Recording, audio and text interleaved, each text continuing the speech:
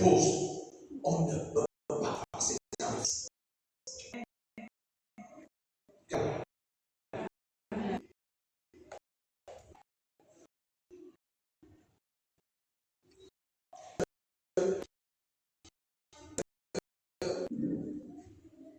Dangote a de l'argent. Qui sait que Dangote a de l'argent? Vous connaissez Dangote?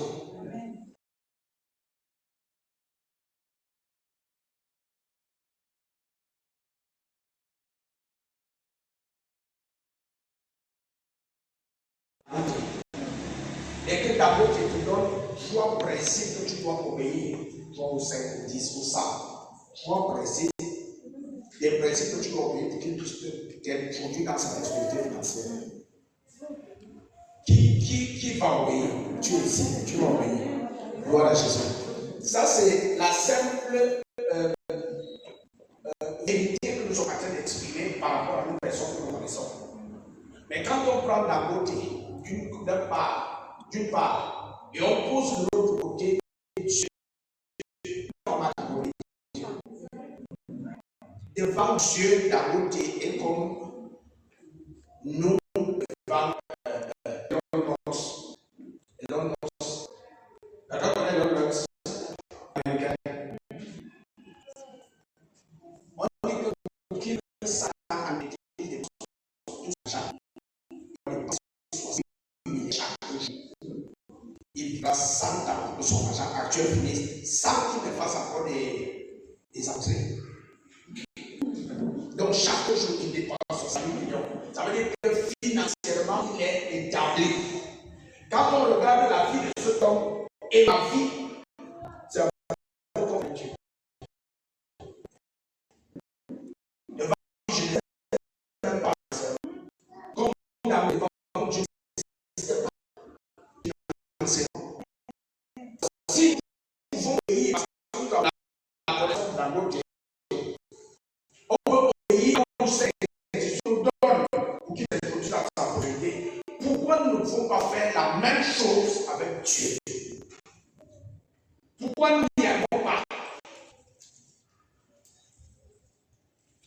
Pourquoi on ne peut pas nous aligner aux voies que Dieu nous montre pour prospérer? Vous savez, parce qu'on a confiance en Dieu. On n'a pas confiance en Dieu. Parce que tu j'ai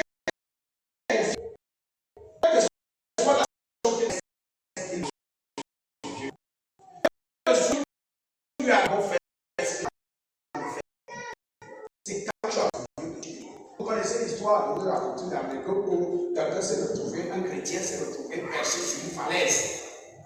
Il était accroché et il ne pouvait pas monter, il avait cette blessure, il allait finir par tomber et il appelait de l'aide. Pendant qu'il appelle de l'aide, il entend une voix qui lui dit saute, je vais t'attraper. Il dit c'est qui? Il dit c'est Dieu. Et puis, il dit est-ce qu'il n'y a pas quelqu'un d'autre? Simplement parce qu'il n'a pas cru, il ne croit pas en Dieu. Et c'est ce que nous faisons aujourd'hui, nous chrétiens. On déclare qu'on a confiance en Dieu.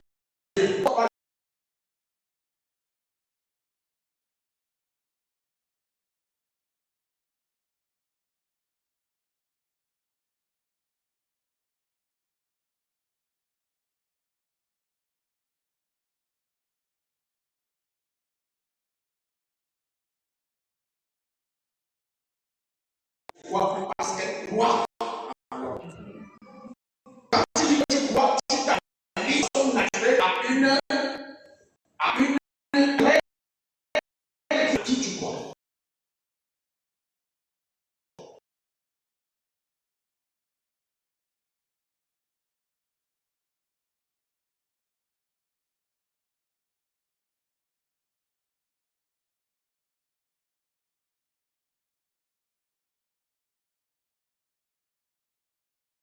Nous ne nous sommes pas montré le chemin de Dieu.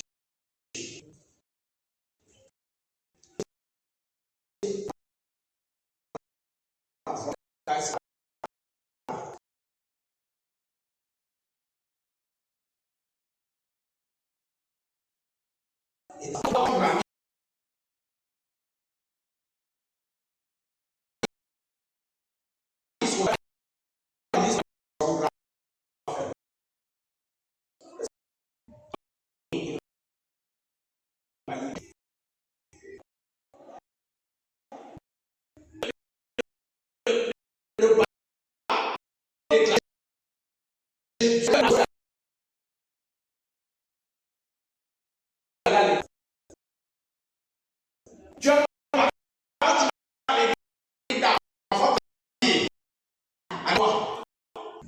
Cet enfant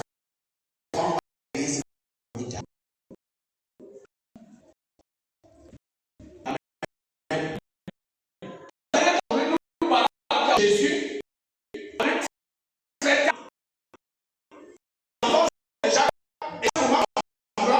la foi aux enfants. Oh, les enfants ne nous ont pas vu faire ça depuis. Il faut exactement c'est ça. Quand ils seront vieux, ils ont vu quand ils seront aussi passé. Et après, nous aurons la grâce la vie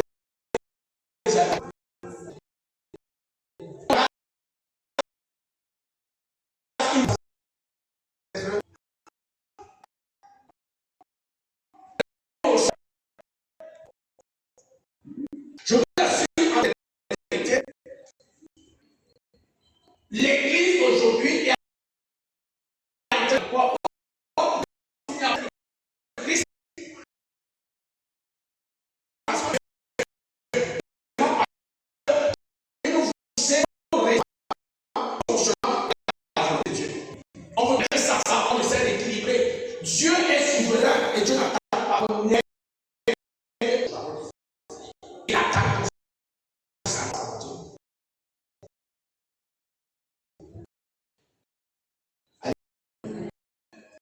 Nous,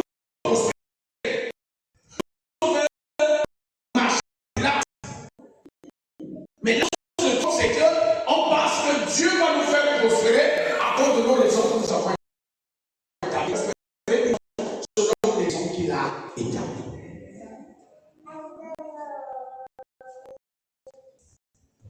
Les gens mettent tous les jours dans nos quartiers, ils mettent tous les jours dans nos familles et ils ne connaissent pas Christ. Pourquoi? La Bible dit comment peuvent-ils connaître Christ s'il n'y a personne qui leur a parlé de Christ?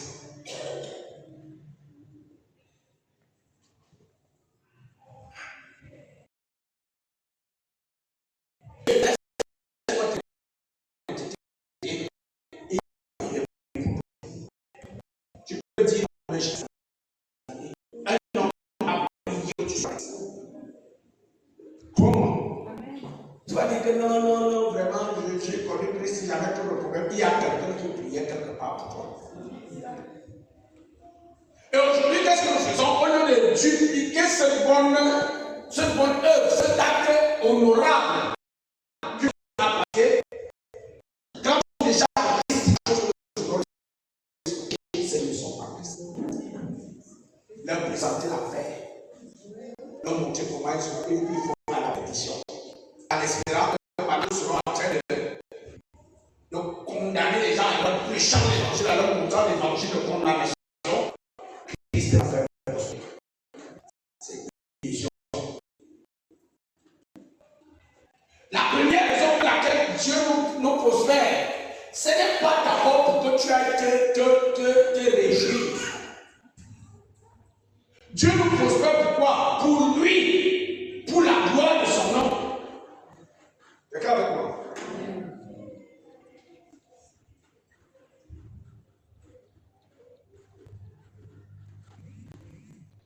Dieu ne te prospère pas pour que tu sois vu, que tu manifestes la gloire financière et que tu révèles la beauté de tes avoirs. Crois-moi. Dieu ne te prospère pas pour que tu commences à prendre des avions pour aller à Dubaï, Khalifa, pour aller aux États-Unis visiter le monde. C'est pas pour ça que Dieu te prospère.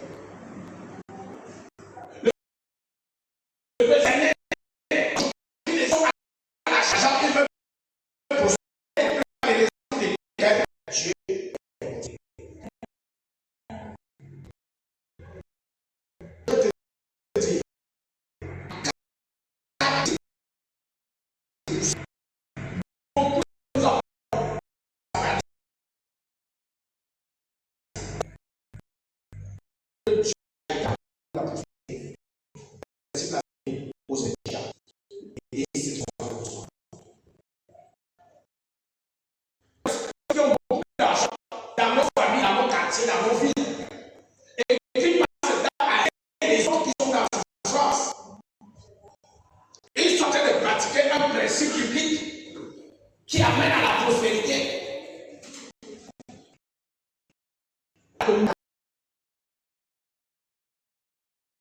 000 ou 5 000 nous amène à cela.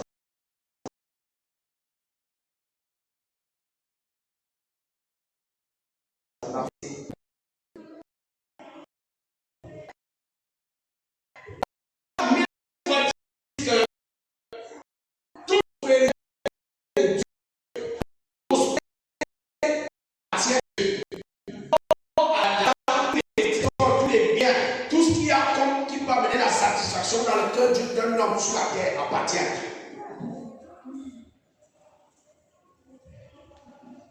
Je peux t'assurer une vérité. Aussi longtemps que Dieu m'a établi, ou m'établira intendant dans cette église, tu ne peux pas avoir une seule chaise de cette église si tu n'es pas mon ami. Tu as compris? Tu ne peux rien avoir qui appartient à ce lieu si tu n'es pas mon ami. Parce que je suis intendant, ça veut dire quoi? Ça veut dire que s'il y a un problème à ça, je vais répondre devant Dieu. Même si tu es la personne qui me donne, qui veut me donner 100 000 chaque matin, tu veux me demander une chaise, si tu n'es pas mon ami, je ne te la donnerai pas. D'accord, monsieur? Ça veut dire quoi? Le tout serait pas de venir donner à Dieu. Pour espérer, prospérer, réussir, avoir, recevoir de Dieu, tu te dois d'abord d'être en intimité avec ce Dieu. Amen. Et la première chose que tu fais quand tu es en intimité avec Dieu, c'est de reconnaître que tout lui appartient. Tout appartient à Dieu. Tout. C'est celui qui a la capacité de donner il a cette capacité de donner à une personne d'acquérir ce qui lui appartient. Et si tu n'es pas son ami, pourquoi il va te donner cette capacité? Qui a un ennemi ici? Qui a un ennemi ici? Soit on est ou bien un ou des ennemis, comme j'ai dit un ennemi, tu ne te sens pas correct. Qui a des ennemis ici? Personne n'a d'ennemi ici. Ça veut dire que tout ce qui nous reste maintenant, c'est aller au ciel direct. N'est-ce pas? Personne n'a d'ennemis ici. On est dans le terre de Dieu. Tu as les ennemis, lève la main. Dieu te voit. Si tu le dis sincèrement, je dis gloire à Dieu. Je dis gloire à Dieu. Amen. Alors, de la même façon que nous ne pouvons pas donner les choses précieuses à nos ennemis, c'est de cette même façon que Dieu ne peut pas donner des choses précieuses à ceux qui ne sont pas ses amis. Parce qu'avec Dieu, il n'y a pas intermédiaire. Il n'y a pas que tu es neutre. Soit tu es son ami, tu es neutre, tu es l'ennemi de Dieu. Si tu es foi, tu es l'ennemi de Dieu.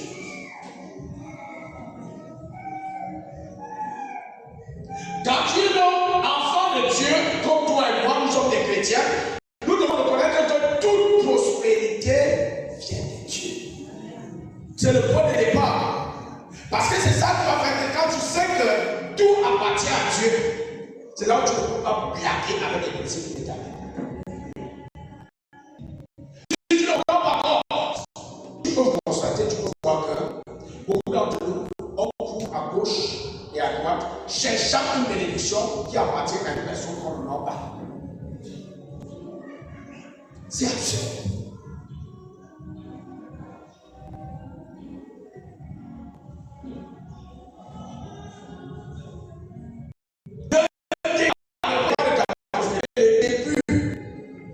Où tu peux avoir l'espérance que tu vas te faire prospérer, c'est si tu reconnais que tout lui appartient. Quand je dis tout, je ne dis pas seulement l'or et l'argent. Âgé de 8. Tout lui appartient. Ta vie lui appartient, tes enfants lui appartiennent, tes parents lui appartiennent. Tes parents ne sont pas partis parce qu'ils ont trop péché. Tes parents sont partis parce que Dieu a décidé qu'ils doivent partir.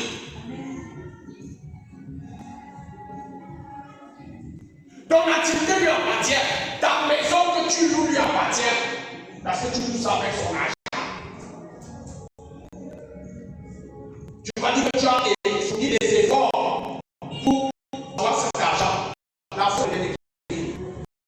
Dieu te donne la force.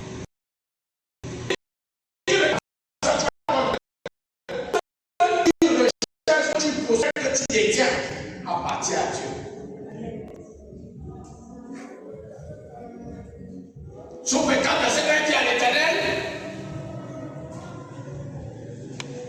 la terre et tout ce qu'elle va faire, le monde, tout ça. Quand tu portes appartient à Dieu. Et si tu mets à dehors de ton enfant, il va te prouver que c'est lui qui décide. Alléluia. Quand tu lis dans le livre de 1 Chronique au chapitre 29, au 10e verset, 1 Chronique 29, 12.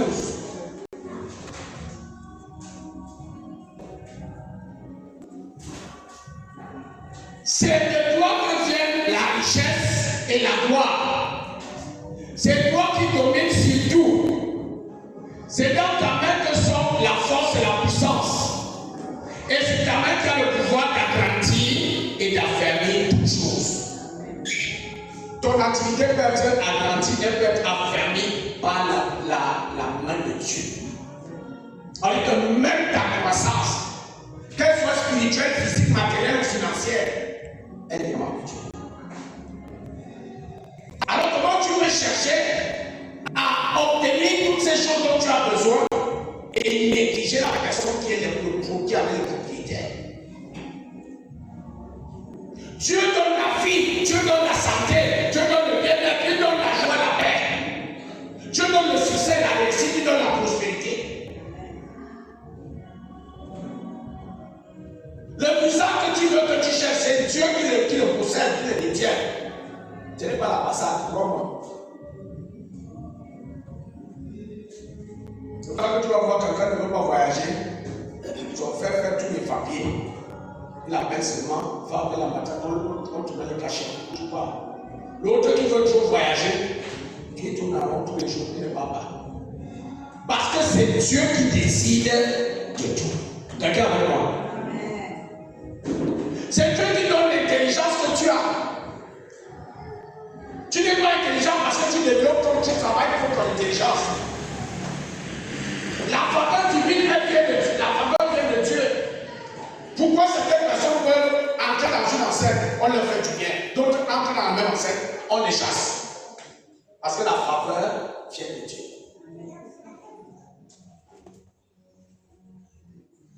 Tu peux aller à cette administrative, tu entres là-bas, tu t'assois, tu mets 5 heures de temps, tu n'as aucune connexion. Quelqu'un d'autre entre seulement pour chercher une personne, il fait 2 minutes avant de sortir dans la connexion. Pourquoi? Les relations, c'est Dieu qui les donne. C'est Dieu qui le donne tout. Quelqu'un avec moi? Et nous allons constater qu'une fois que nous oublions ce principe, cette vérité que Dieu est propriétaire et auteur de tout, il y a quelque chose qui vient s'installer en nous, qui nous amène encore à être combattu par Dieu, qu'on appelle l'orgueil. Parce que si tu penses que c'est ta beauté qui va te donner le mariage, tu ne vas pas toujours chez Dieu. L'orgueil va monter en toi parce que tu es belle. Et Dieu va te combattre pour le mariage. Parce que tu as oublié. Tu vois, quand tu travailles déjà, tu as un peu d'argent, il y a des entrées. Tu as l'impression que tu es trop fort. C'est par ton travail, ton intelligence, ta sagesse, ton talent que tu as de l'argent. Tu te mets à négliger Dieu. Tu préfères que tu es orgueilleux sans Dieu. En fait, l'orgueil, c'est quoi? C'est toi qu'on est capable de faire sans Dieu. Toi qu'on est quelque chose sans Dieu.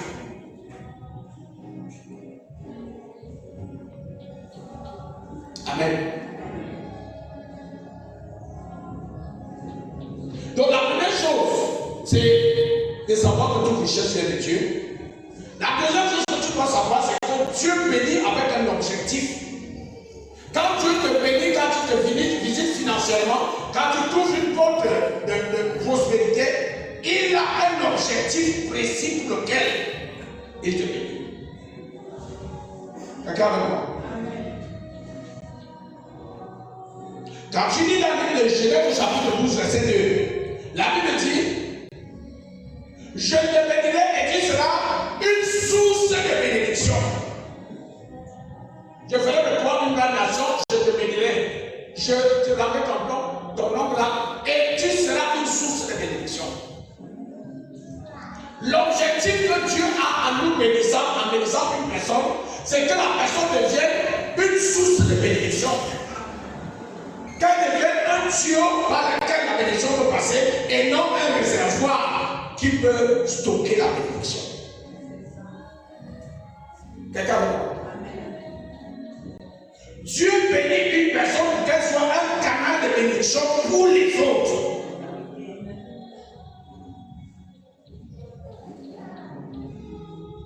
Et si vous remarquez bien, chacun d'entre vous aussi aujourd'hui est en train de chercher la bénédiction divine pour son propre compte. Seigneur, bénis-moi, je veux construire, je veux établir, je veux monter mon activité, je veux, donne-moi, toujours moi. Alors que Dieu dit qu'il ne bénit pas des réservoirs de stockage de bénédiction, mais bénit des tuyaux, canaux de bénédiction. Si on n'a pas encore de connaître ta générosité, ta bonté de tous, au milieu de tous et envers tous, sache que tu n'as pas encore commencé à préparer ton vase pour qu'il soit béni de Dieu. Quelqu'un avec moi? Et quand tu pries et que tu veux que Dieu te bénisse à cause de tes enfants, ne pense pas que tu es en train de prier. C'est ça qu'on appelle tes enfants et toi, vous êtes là.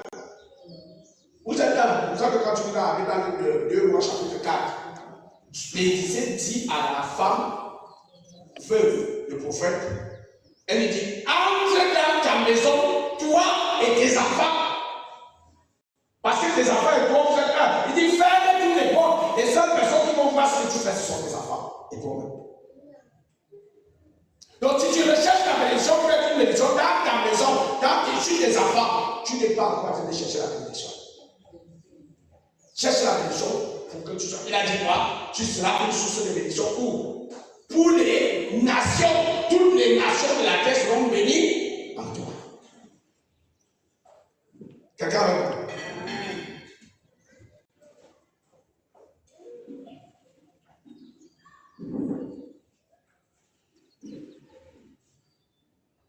Alors, quand on lit le passage que nous avons lu ce matin, dans le 2 Corinthiens chapitre 9, verset 8, le passage il est clair.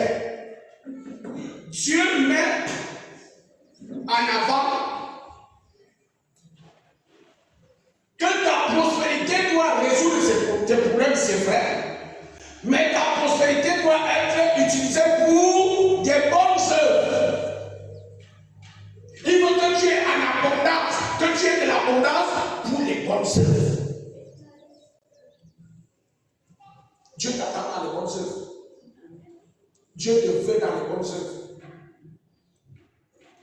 Alléluia. Il y a certaines personnes qui pensent souvent que quand elles viennent payer sa dîme, elle fait une bonne œuvre. Ta dîme n'est pas une bonne œuvre. Il y en a qui pensent que quand elle paye la dîme, elle donne quelque chose à Dieu. Quand tu payes la dîme, tu ne donnes pas quelque chose à Dieu. La Bible dit dans le livre de Lévitique, chapitre 27, verset 30, toute dîme sera consacrée à l'Éternel. Ça lui est consacré, ça veut dire que ça lui appartient.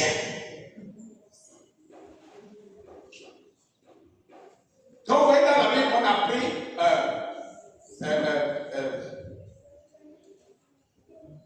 Samuel. On a donné à l'église. Pourquoi? Parce qu'il était le fils aîné.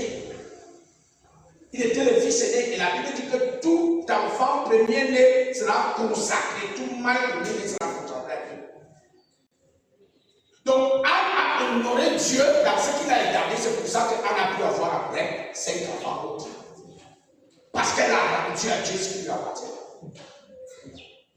Donc la dîme que tu payes, que tu apportes à la maison de Dieu, ce n'est pas un don que tu fais à Dieu, un don de quelque chose. Tu es simplement en train de ramener à Dieu ce qu'il a décidé de prendre dans ce qui t'appartient.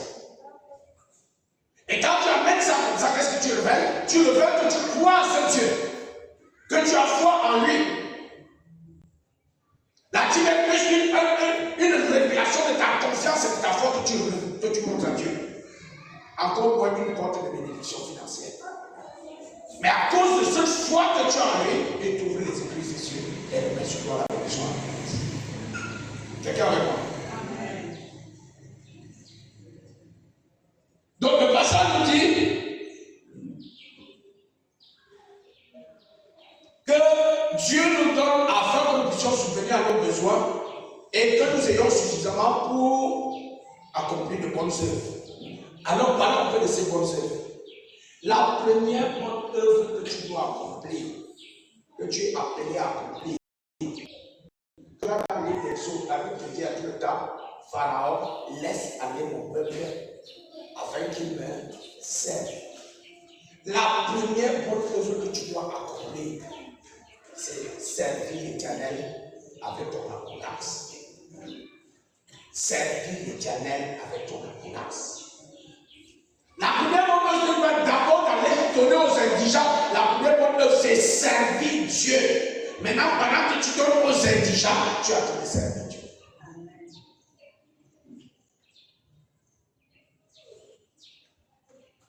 Quelqu'un me suit?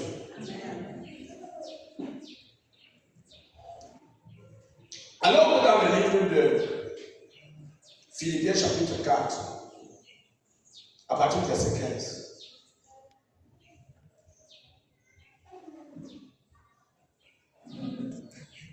Parce qu'il y a un verset que nous citons, c'est le verset 19, on va y arriver, mais on ne voit pas l'origine de la déclaration de Paul aux Philippiens dans le verset 19.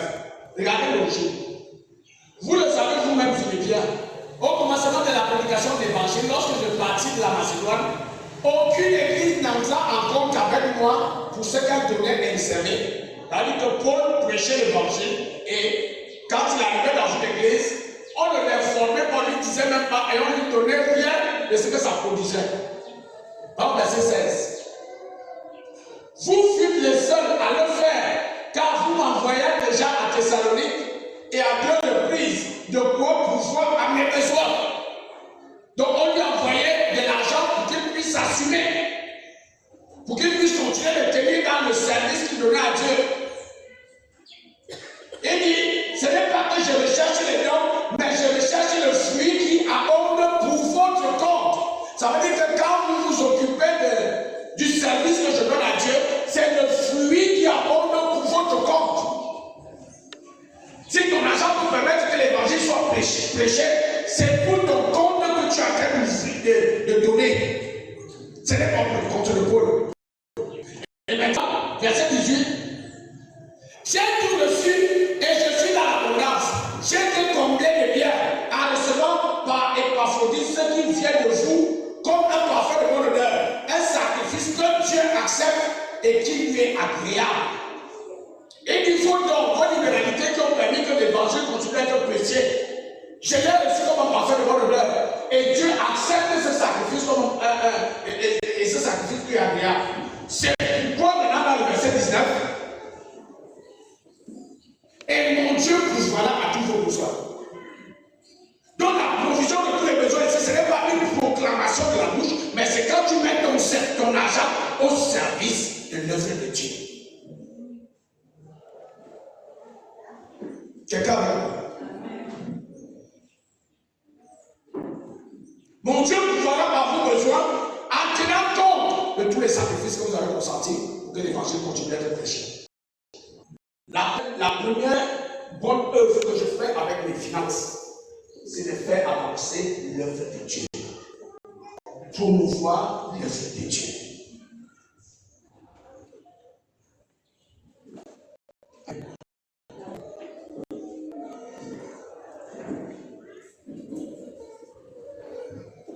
Et quand l'apôtre Paul a continué de travailler en utilisant les biens financiers que le peuple de Philippe lui envoyait, qu'est-ce qui se passait? Les âmes étaient sauvées. Qui a fait en sorte que ces âmes soient sauvées? Est-ce seulement la prédication de l'apôtre Paul? Non. Et aussi les finances que les Philippiens disposaient pour l'apôtre Paul. Quelqu'un me suit? Et partout il partait, il était à Macédoine, il était à Savoie, il allait et il implantait les églises. Qu'est-ce qui a fait en sorte que ces églises soient implantées? Ce n'est pas seulement le travail de l'apôtre Paul, c'est aussi les sacrifices financiers que consentaient les Philippiens. Quelqu'un me suit? Donc quand on donne l'argent, et ça, quand tu donnes ton argent, les églises sont implantées.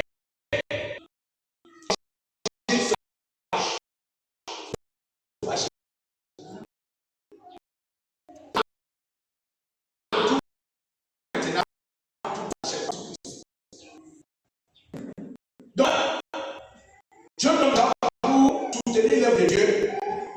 Deux, je donne l'argent pour prendre soin des indigents, des nécessiteux. Lisons dans Proverbe chapitre 19, verset 17. Proverbe 19, verset 17.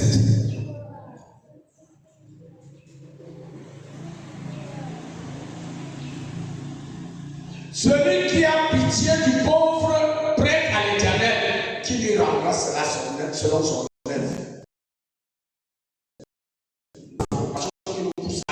À aider.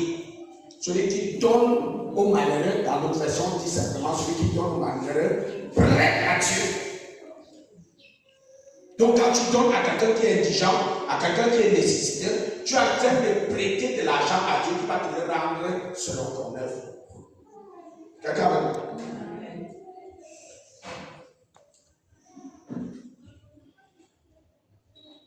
Même 1 Timothée chapitre 5, verset 17 et 18.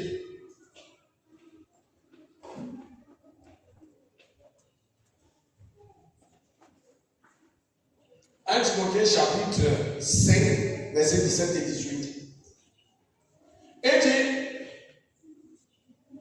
quand les anciens dirigent bien l'église, ils méritent de recevoir un salaire double. Ils le méritent surtout quand ils travaillent durement au service de la parole et pour enseigner. Verset 18.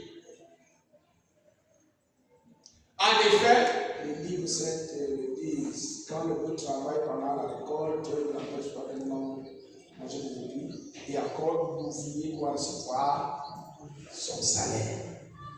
L'ouvrier doit recevoir son salaire. À chaque fois que tu t'occuperas d'un indigent, tu as en train de faire un travail devant Dieu et le salaire te sera rendu. D'accord? Donc Dieu nous donne un pour qu'on soutienne son œuvre, deux pour qu'on s'occupe des indigents. Non. Prends Matthieu chapitre 25, pour les nécessités, Matthieu chapitre 25, verset 35. Verset 35.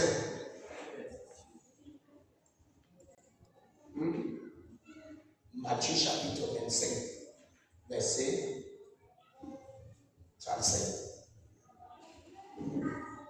Allons-y rapidement.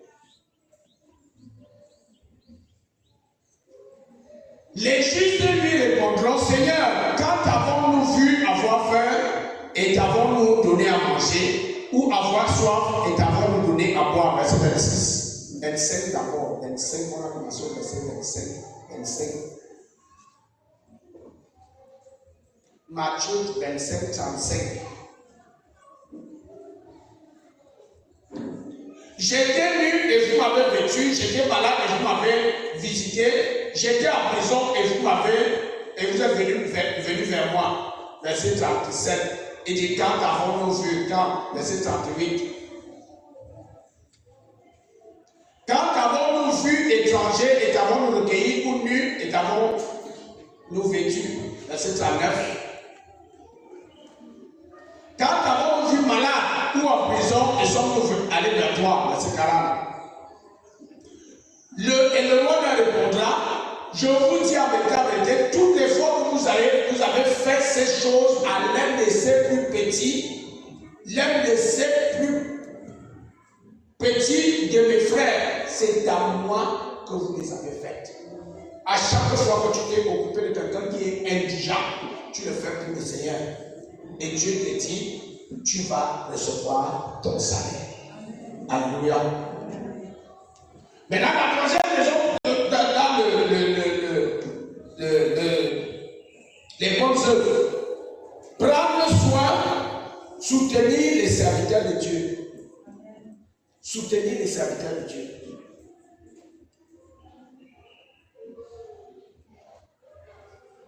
Galates chapitre 6, verset 6, il dit que celui à qui on enseigne la parole fasse part à celui qui a lui enseigne de tout ses biens, qu'il fasse part de tous ses biens à celui qui lui enseigne. Il fait part de tous ses biens. Pourquoi? À quel but? À quel but? On dit, le sous-thème c'est il faut soutenir les serviteurs de Dieu. C'est une forme de bonne œuvre. Et la Bible te dit que celui à qui on enseigne la parole fasse part de tous ses biens à celui qui l'enseigne. C'est dans quel but? Pour soutenir. Ce n'est pas simplement venir informer que papa, j'ai encore reçu 1 million dans mon affaire là. Tu dois soutenir la personne qui t'enseigne la parole de Dieu. Et c'est l'une des formes qu'on appelle faire des bonnes œuvres. L'une des formes des bonnes œuvres que Dieu a établies. Quelqu'un avec moi? Donc ici, nous sommes en train de parler des bonnes œuvres. Les bonnes œuvres, c'est quoi? 1. Soutenir l'œuvre de Dieu. 2. Prendre soin des nécessités. 3. Soutenir les serviteurs de Dieu. Comme vous avez vu dans Philippiens, on soutenait Paul. C'est comme ça que ça doit continuer aujourd'hui. On doit soutenir ceux qui prêchent l'évangile. Alléluia. Alors, si je dois prospérer, il est important que je sois un bon intendant. Je vous ai dit ici que Dieu ne viendra pas un homme pour te donner 1 milliard de francs. Parce qu'il te donne un homme 1 milliard de francs, tu vas perdre quelque chose. Toi, tu vas perdre ton intelligence. Tu vas perdre la vie. Tu vas perdre quelque chose, sois sûr. C'est seulement de voir 1 milliard de francs que tu avais des problèmes de 3 000. Ça va peut-être avoir tu peux perdre ta lucidité. Donc, ce que Dieu veut, c'est d'abord voir en toi un bon intendant. Donc, pour prospérer avec Dieu, pour impacter le royaume, il faut d'abord être un bon intendant. Ça veut dire quoi? Un bon gestionnaire. L'une des choses que Dieu aime pas, c'est le gaspillage. L'une des choses que Dieu refuse, c'est le gaspillage. Tu ne peux pas prospérer dans le royaume de Dieu et avoir un impact si tu es quelqu'un qui ne sait pas gérer. Et l'un des plus gros problèmes que nous avons, nous les enfants de Dieu, c'est la gestion. La gestion. Dieu a établi toutes les lois, toutes les règles et toutes les clés pour nous enseigner à gérer le peu que nous avons. Et aussi longtemps que nous pouvons être efficaces, tu ne peux pas être avoir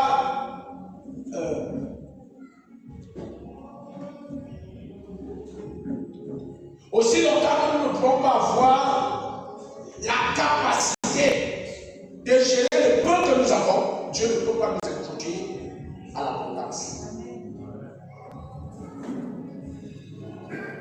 Amen. Dieu nous dit que nous devons être fidèles dans les plus petites choses pour qu'il nous introduise dans les grandes choses. On doit être discipliné dans la gestion. On doit être intègre dans la gestion. On doit planifier la gestion. On a besoin de tout ça. Tu vas noter que quand tu n'as pas planifié ton mois, tu as tous les problèmes à ce mois. Dès que l'argent entre, tu dépenses n'importe comment. Je ne parle pas des fonctionnaires, je ne parle pas de ceux qui ont l'activité qui leur amène un salaire. Je parle de toute aide, parce que toute aide à un certain moment a des entrées. Même nos enfants qui sont encore à l'école primaire, à un moment, ils ont des entrées. Papa peut rentrer dans le temps, soit il prend 500 millions, c'est une entrée. Et aussi longtemps que tu vivras sans planifier, tu vas te rendre compte que quand l'argent entre tes mains, tu fais n'importe quoi. Quelqu'un me suit?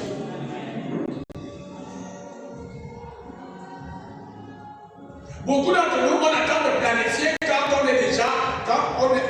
on aura des millions. Si tu ne peux pas planifier, quand tu as des centaines de mille, ou bien quand tu es à des dizaines de mille, tu ne pourras pas planifier quand tu seras million. Et Dieu nous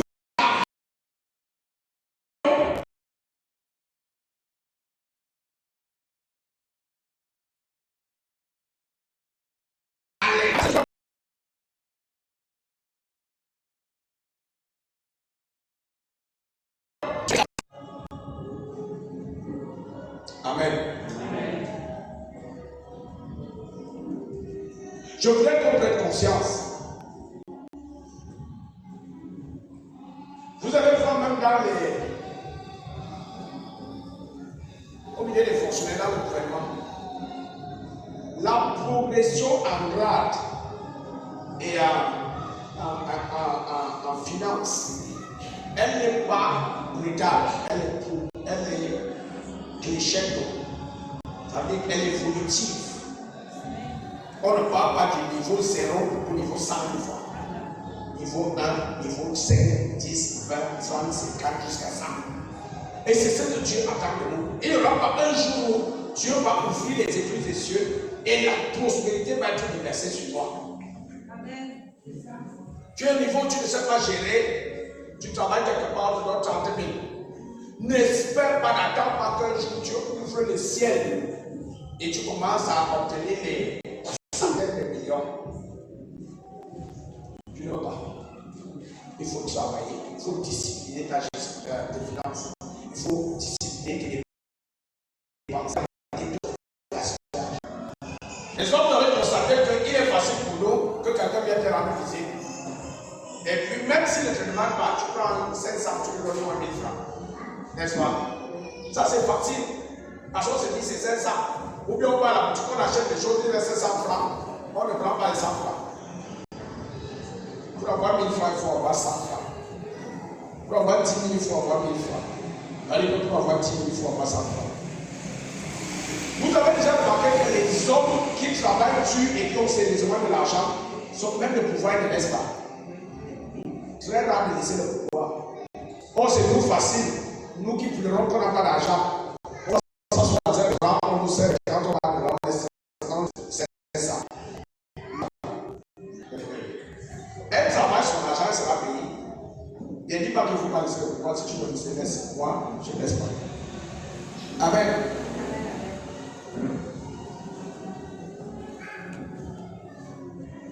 Je veux prospérer dans le royaume. Je veux prospérer pour impacter